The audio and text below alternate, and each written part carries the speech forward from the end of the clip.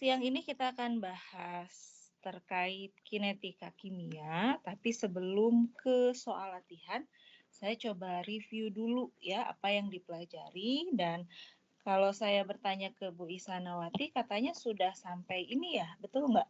Sudah sampai orde atau hukum laju terintegrasi untuk orde 0, 1, dan 2. Betul? Sudah sampai situ?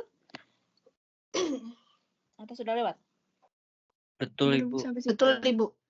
Oke ya, saya coba supaya kita bisa mengerjakan semuanya ya, meskipun ini belum dibahas di kelas, kita coba lihat dulu apa sih yang dipelajari di bab kinetika kimia. Yang pertama ya, inti dari kinetika kimia itu mempelajari laju reaksi ya. Laju reaksi itu jadi seberapa cepat suatu reaksi berlangsung. Nah, laju reaksi itu sendiri itu sebetulnya jenisnya ada banyak ya. Yang pertama ada yang namanya laju reaksi secara umum. Jadi misalnya kita punya reaksi dekomposisi suatu reaktan tertentu, kita tidak melihat relatif terhadap reaktan atau relatif terhadap produk. Pokoknya kita ingin tahu berapa sih laju reaksi tersebut. Nah, bagaimana caranya? Ini kita peroleh dari laju relatif, apakah itu terhadap reaktan atau terhadap produk, tinggal dibagi dengan koefisien reaksi yang setara. Ya, nanti kita lihat ada di contoh soal bagian pertama. Ya. Kemudian, tapi yang paling umum yang kita sering gunakan itu adalah laju relatif. Jadi relatif terhadap siapa? Apakah terhadap reaktan? Kalau reaktan berarti laju pengurangan reaktan terhadap waktu. Jadi secara umum laju reaksi didefinisikan sebagai perubahan konsentrasi per satuan waktu. Berubahnya itu kan bisa berkurang kalau untuk reaktan, jadi nanti tandanya negatif, bisa bertambah untuk produk. Ya, itu yang kita sebut sebagai laju relatif. Lalu ada laju sesaat. Ini laju pada waktu tertentu.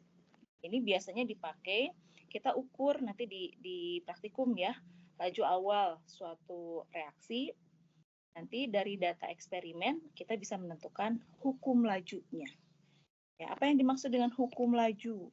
Hukum laju itu sebetulnya suatu persamaan yang menghubungkan laju reaksi, kita simbolkan dengan R. Ya, karena persamaan sama dengan apa? Suatu konstanta, K. K ini kita sebut sebagai tetapan laju.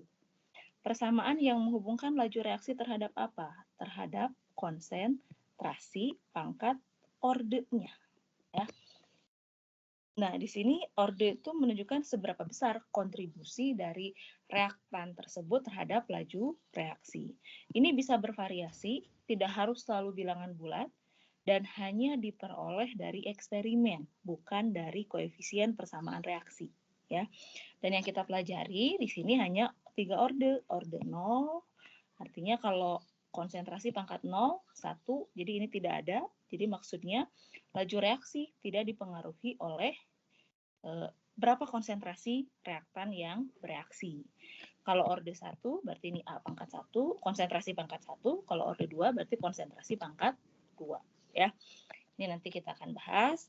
Kemudian ada yang terakhir laju rata-rata. Berarti ini laju pada rentang waktu tertentu. Ya. Jadi nanti tergantung yang ditanyakan itu apa. Apakah umumnya sini ya, laju relatif, atau bisa juga ditanyakan laju reaksi. Oke, itu yang pertama. Lalu yang kedua, kita akan punya persamaan. Kalau di sini kan yang menghubungkan laju terhadap konsentrasi. Sekarang dari hukum laju terintegrasi, ini yang menghubungkan konsentrasi pada setiap waktu tertentu. Ya, nanti ini kita bahas terpisah di slide setelah ini ya. Bagaimana cara kita mengetahui? Karena kemungkinannya ada 4 nanti. Apakah langsung diberikan di soal reaksinya ini memiliki orde sekian, atau nanti ada clue-clue tertentu di mana kita harus bisa menentukan ini reaksinya orde berapa ya. Oke, baru sampai sini ya, tapi nanti soalnya mungkin ada yang sudah sampai sini, kita bisa kerjakan sekarang. Yang ketiga, nanti ada teori kinetika reaksi. Teori kinetika reaksi ini kita bagi menjadi 2. Yang pertama teori tumbukan. Reaksi itu akan terjadi kalau misalnya kalau dekomposisi reaktan ya berarti ada reaktan yang bertumbukan, harus ketemu ya intinya. Tapi ketemunya juga bukan sekedar bertemu antara molekul-molekul reaktan, tapi bertemunya harus tepat orientasinya. Misalnya atom mana ketemu atom mana gitu ya. Itu akan mempengaruhi terjadinya reaksi atau tidak. Lalu bagaimana energi kinetika yang dimiliki oleh molekul tersebut? Nanti ada yang disebut sebagai energi kinetika minimum yang harus dimiliki. Nah, itu kita sebut sebagai energi pengaktifan atau energi aktivasi EA ya. Kemudian satu lagi reaksi itu kecepatan reaksi dipengaruhi oleh temperatur karena temperatur mempengaruhi energi kinetika ya. Nah, dari sini nanti harapannya kalian bisa menggambarkan ada yang namanya diagram tingkat energi antara energi potensial terhadap koordinat reaksi atau jalannya reaksi. Untuk reaksi yang eksoterm, misalnya yang delta H-nya kurang dari 0, berarti secara umum misalnya seperti ini. Awalnya ini adalah reaktan. Reaksi harus melewati suatu energi tertentu. Ini melewati energi tertentu sampai akhirnya membentuk produk. Jadi ini untuk reaksi reaktan menjadi produk, ya. Ini diagram tingkat energinya. Kemudian di sini ada yang namanya energi minimum, energi kinetik minimum yang harus dimiliki oleh molekul supaya reaktan itu bisa berubah menjadi produk. Ini yang kita sebut sebagai energi pengaktifan. Lalu di sini ada selisih. Ada selisih energi awalnya reaktan di sini, produk di sini. Ya, produk lebih bawah. Artinya di sini kita punya delta H bernilai negatif ya, kurang dari 0. Nah, sebaliknya untuk reaksi yang endoterm berarti posisi produk itu ada di atasnya. Ya, jadi harus bisa membedakan bagaimana diagram tingkat energi untuk reaksi yang eksoterm dan reaksi yang endoterm. Lalu yang kedua ada teori keadaan transisi, ya nanti dibahas mungkin di kelas ya. Lalu yang keempat ada efek temperatur pada laju reaksi. Nah, tadi kan di sini ya temperatur itu mempengaruhi kinetika reaksi. Nanti di sini ada satu persamaan yang kita sebut sebagai persamaan Arrhenius. Apa bunyi dari persamaan Arrhenius di sini? Tetapan laju, ya. Atau persamaannya sama dengan K sama dengan A, ini tetapan Arrhenius, kali epsilon pangkat minus energi pengaktifan dibagi R tetapan gas yang 8,31 karena di sini energi satuannya Joule ya. Kemudian kali temperatur dalam Kelvin. Nah, nanti biasanya persamaan Arrhenius ya tergantung pembuat soal ya. Apakah mau menyertakan persamaan yang ini bisa saja seperti ini atau dalam bentuk ini bisa kita lonkan. Ln K sama dengan ln A ini turun minus EA per RT atau dalam bentuk seperti ini. Atau satu lagi dalam bentuk langsung dalam dua kondisi. Jadi harapannya nanti coba kalian turunkan dari persamaan Arrhenius awal sampai dengan persamaan ini karena biasanya persamaan ini yang kita pakai. Jadi kalau kita intinya di sini kalau kita mengetahui berapa tetapan laju pada temperatur pertama, kemudian ditanyakan berapa laju pada temperatur yang kedua dengan ada informasi energi pengaktifan, kita bisa mengerjakan menggunakan persamaan ini. Tapi belum tentu ini langsung dikasih. Gimana cara menurunkannya? Tinggal kita buat dua kondisi. Misalnya ini pada kondisi temperatur 1, ini K1. Temperatur 2, ini K2. Kita kurangi. Ini kan jadi ln K1 per K2. Ininya hilang. Ln A dikurangi ln A. Kemudian ini min EA per RT1 ditambah EA per RT2. Kalau kita sederhanakan. Jadi kalaupun mau dihafal, kalau misalnya kalian ingin menulis ininya positif, kalau di sininya 1/2, maka dalam kurungnya dibalik 2 dikurangi 1/T2 dikurangi 1/T1. Ini kalau mau dihafal.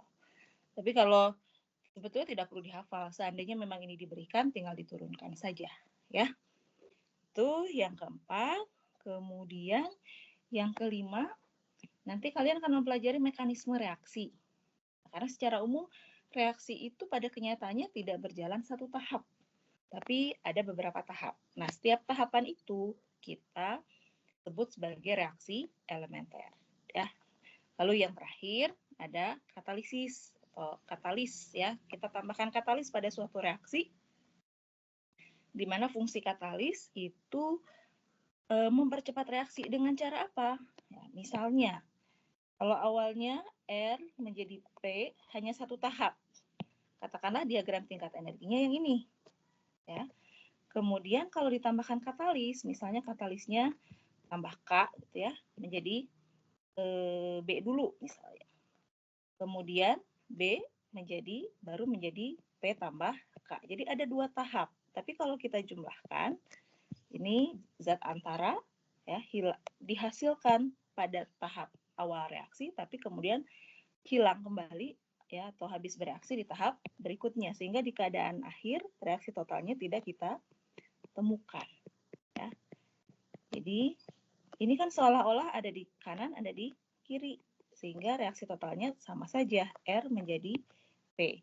Ini satu tahap, ini misalnya ada 2 tahap. Jadi katalis itu mempercepat dengan cara apa? Kalau awalnya misalnya diagram tingkat energinya seperti ini, ya. Kalau dengan katalis, artinya karena ada 2 tahap, berarti ada 2 energi pengaktifan yang harus dilalui. Misalnya awalnya dari R, nah, dia mencari jalan lain yang nilai EA-nya itu lebih kecil. Jadi misalnya ini R menjadi B dulu. Ini tahap yang pertama. Tahap yang kedua, B-nya, misalnya ini dua-duanya sama-sama eksoterm, ini baru menjadi P. Jadi di sini ada 2 tahap, tapi memiliki energi aktivasi yang lebih kecil dibandingkan dengan ketika dia tanpa katalis. Jadi itu prinsip kenapa dia mempercepat reaksi. Dia ikut bereaksi sebetulnya, tapi di akhir dihasilkan kembali. Dan dengan cara apa dia mempercepat? Dengan cara mencari jalur lain yang energi pengaktifannya lebih kecil dibandingkan ketika sebelum ditambahkan katalis. Ya, jadi secara umum mungkin itu sekilas dulu apa inti dari yang dipelajari secara keseluruhan di dalam bab kinetika kimia. Nah, satu lagi, karena ini ya inti dari perhitungannya itu kurang lebih pasti tidak akan jauh-jauh dari hukum laju terintegrasi. Ya, kita coba ulas terlebih dahulu biar nanti mudah dalam mengerjakan soal latihan. Untuk reaksi A, reaktannya menjadi produk. Ingat, hukum laju itu hanya mengandung konsentrasi reaktan, ya. Jadi di sini reaktannya katakanlah hanya 1 A saja. Kita hanya diminta untuk mempelajari 3 orde 0, orde 1, dan orde 2. Bagaimana persamaan lajunya? Persamaan laju ini bisa dinyatakan dalam hukum laju. Laju reaksi sama dengan K dikali konsentrasi, kan ya? Tapi karena konsentrasinya pangkat ordenya 0, jadi A-nya hilang. Jadi di sini sama saja hukum lajunya R sama dengan K. R ini sama dengan apa? Yang namanya laju reaksi, ini reaktan kan terhadap reaktan, pengurangan konsentrasi reaktan terhadap waktu. Jadi nanti tadi saya sebut, kalau ada suatu reaksi, bisa kemungkinan langsung diberikan, oh ini reaksinya orde sekian. Berarti kita nanti hanya tinggal menggunakan langsung hubungan konsentrasi terhadap waktu untuk orde tertentu. Tapi ada cara lain, misalnya tidak diberikan di soal. Dari mana saja kita bisa mengetahui ordenya? Pertama, dari satuan tetapan laju. Laju kan pengurangan konsentrasi terhadap waktu. Jadi satuannya biasanya dalam bentuk molaritas ya. Atau pokoknya jumlah konsentrasi terhadap satuan waktu. Katakanlah di sini kita pakai molaritas per detik. Karena R sama dengan K, maka K-nya juga harus molar per detik supaya sama dengan lajunya. Jadi nanti harus jeli. Kalau misalnya di soal ada informasi K, lihat satuan K-nya. Kalau satuan K-nya konsentrasi per waktu, atau di sini molar per detik, maka itu adalah orde 0. Saya lanjut ke sini dulu ya. Untuk orde 1, berarti tahapan lajunya R, ini sama, pengurangan konsentrasi A terhadap waktu, sama dengan K. Di sini ada ya konsentrasi, pangkat ordernya 1. Cuman 1 ini jarang ditulis. Karena laju satuannya molar per detik, lalu konsentrasi ini molar, maka supaya hasilnya jadi molar per detik, maka ini harus detik min 1. Jadi kalau kalian lihat data di soal, K-nya itu satuannya waktu min 1, atau detik min 1, bisa menit min 1, jam min 1, pokoknya satuan waktu ya. Waktu min 1, maka itu pasti orde 1. Kalau orde 2, ya ini yang berubah, konsentrasi pangkat 2, supaya sama dengan molar per detik, sedangkan ini konsentrasi pangkat 2 molar kuadrat, maka K-nya di sini molar min 1, detik min 1. Jadi itu cara pertama. Teliti di soalnya, lihat kalau ada informasi K, satuannya apa. Itu yang akan memberikan informasi pada kita, reaksi itu berorde berapa? 0 kah, 1, atau 2.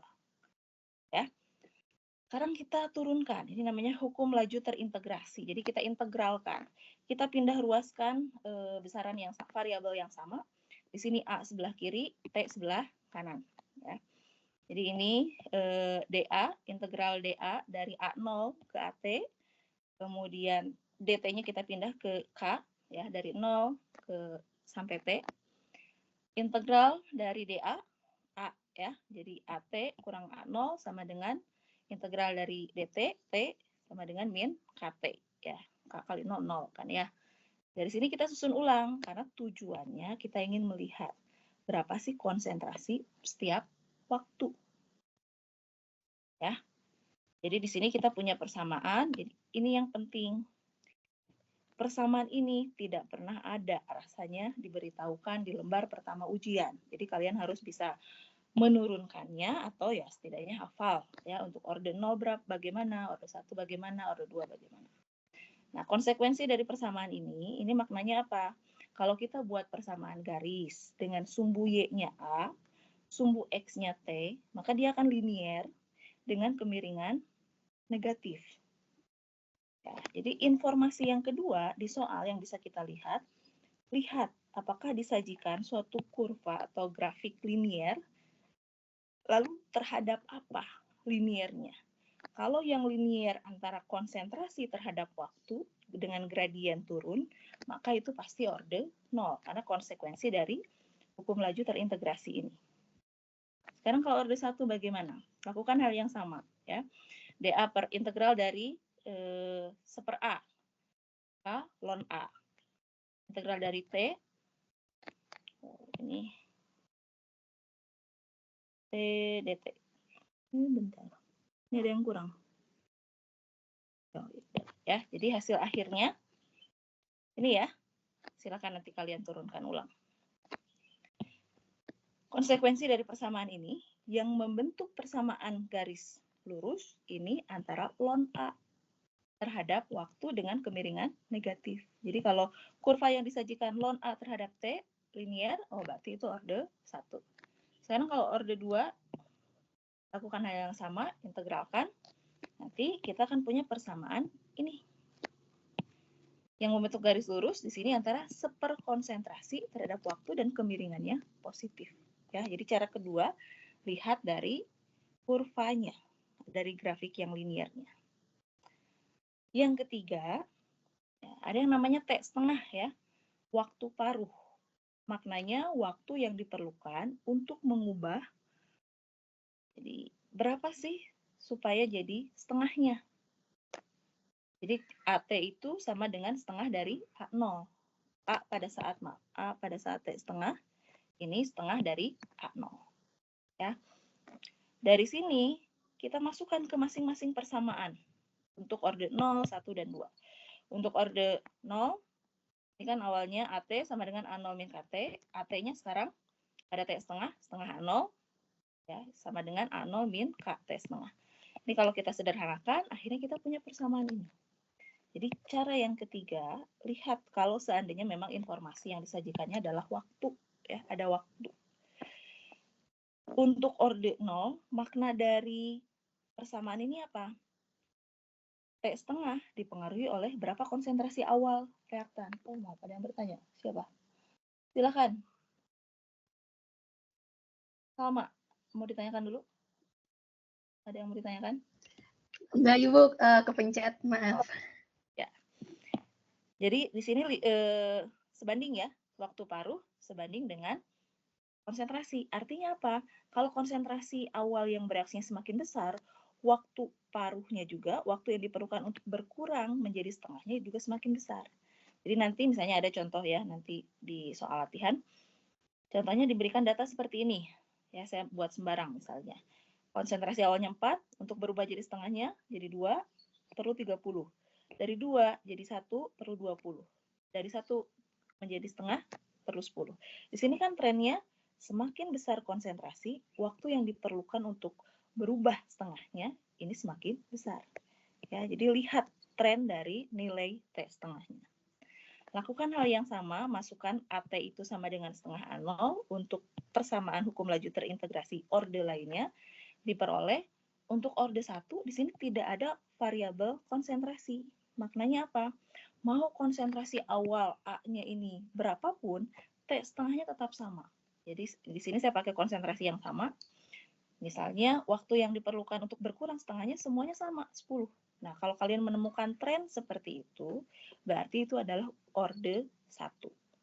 Yang terakhir, lakukan hal yang sama untuk ini, 1 per setengah A0 sama dengan 1 per A0 ditambah K kali T setengah.